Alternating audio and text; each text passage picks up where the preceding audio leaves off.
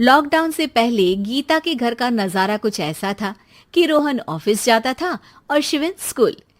जिनके घर से जाने के बाद गीता काम खत्म करके बाकी समय आराम करती थी। लेकिन लॉकडाउन के बाद ऑफिस और स्कूल घर में ही खुल गए और इससे गीता का हाल वो तो आपको देखने में ही मजा आएगा। शिविन, ओ शिविन, महाराज उठने के लिए क्या 21 तोपों की सलामी लेंगे? अरे बिस्तर से बाहर निकल, ऑनलाइन क्लास स्टार्ट होने वाली है। अरे तुम भी हद करती हो। स्पीकर की तरह चिल्लाने की क्या जरूरत है? दिख नहीं रहा मेरी कॉन्फ्रेंस चल रही है। अब कैमरा और स्पीकर ऑन कर रहा हूं, मुझे कोई शोर नहीं चाहिए। इस पर जैसे ही रोहन लैपटॉप का कैमरा और स्पीकर ऑन करता है तभी कुकर की सीटी बजती है। करा लो अब इसे चुप। लॉकडाउन नहीं हुआ, मेरी मौत का फरमान जारी हो गया। दोनों बाप बेटे ने नाक में दम किया हुआ है। ऐसा बोलकर गीता वहां से शिविन के कमरे में पहुंच जाती है, जहां शिविन अभी भी सो रहा होता है।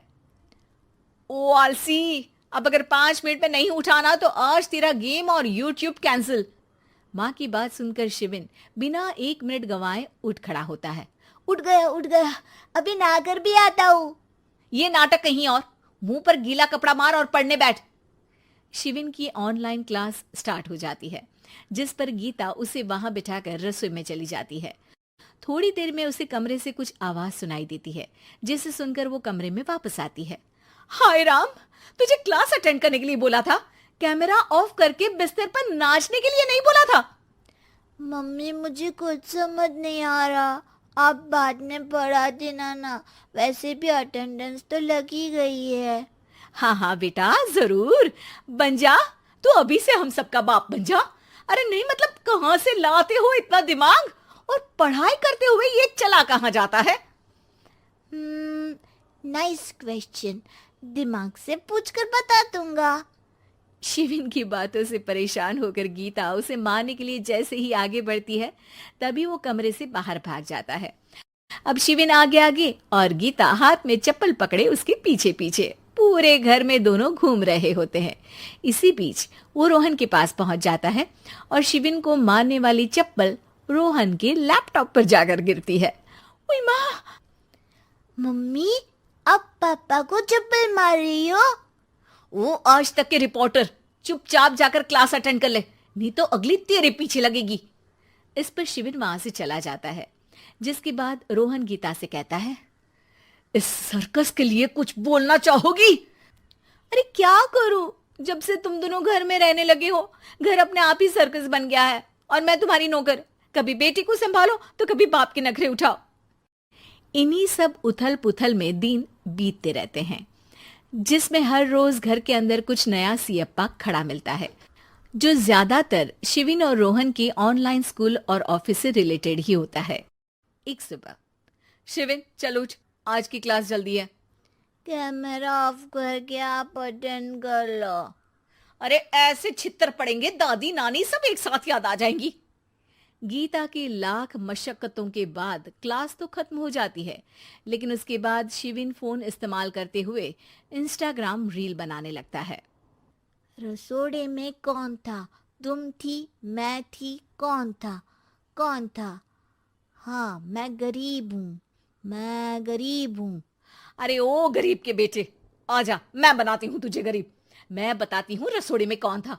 पढ़ाई करने बोलो तो इनकी माँ मर जाती है, और ये पागलपंतियां जितनी मर्जी करा लो। गीता शिविन को डांट रही होती है, तभी रोहन बीच में बोल पड़ता है। अरे बच्चा ही तो है, इतना गुस्सा क्यों कर रही हो?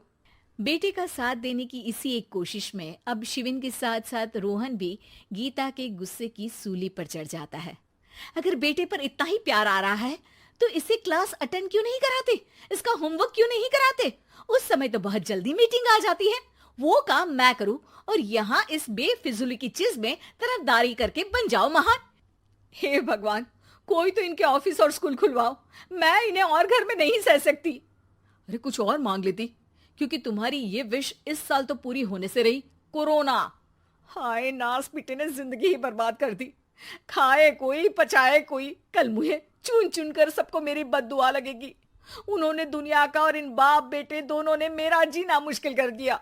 गीता वहां से चली जाती है, जिसके बाद रोहन शिविन से कहता है, अरे तुम्हारी मम्मी इतनी भड़की हुई क्यों है? आपकी वजह से पूरा समय घर में रहते हो और उस पर कोई काम कराने की जगह बस ऑर्डर देते रहते हो। अच्छा बेटे, सारा इल्जाम मुझ पर? पूरा दिन तो वो तुम पर ही चिल्लाती है। हाँ, मतलब दोनों का 50-50 है, कुछ करना पड़ेगा। वो कहते ना, make the best out of worst. I have an idea.